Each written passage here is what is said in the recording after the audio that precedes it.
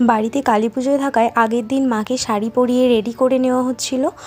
তারপরে আর কোনো ভিডিও আমি নিইনি। পরের দিন সকালে স্নান করে রেডি হয়ে গিয়েছিলাম, আর আমার বন্ধু অর্পিতাও চলে এসেছিল, কারণ জল ভরতে যাওয়ার একটা নিয়ম আছে। যারা যায় সবাই লাল সাদা একই রকমের শাড়ি পরে, দেখতে বেশ ভালো লাগে। কলসিতেও জল ভরে তুলতে পারছিল না, তাই ওকে হেল্প করতে গিয়েছিলাম, বাট ও বললো না আমি একাই করব। শুনে বেশ ভালো লাগলো।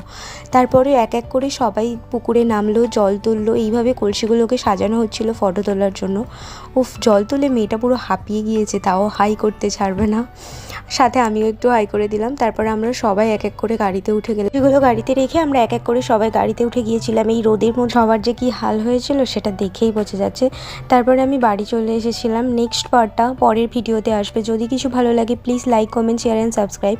নেক্সট পার্টটা দেখার জন্য সবাই একটু সাবস্ক্রাইব করে দিও। বাই সবাইকে, সবাই খুব ভালো থাকবে।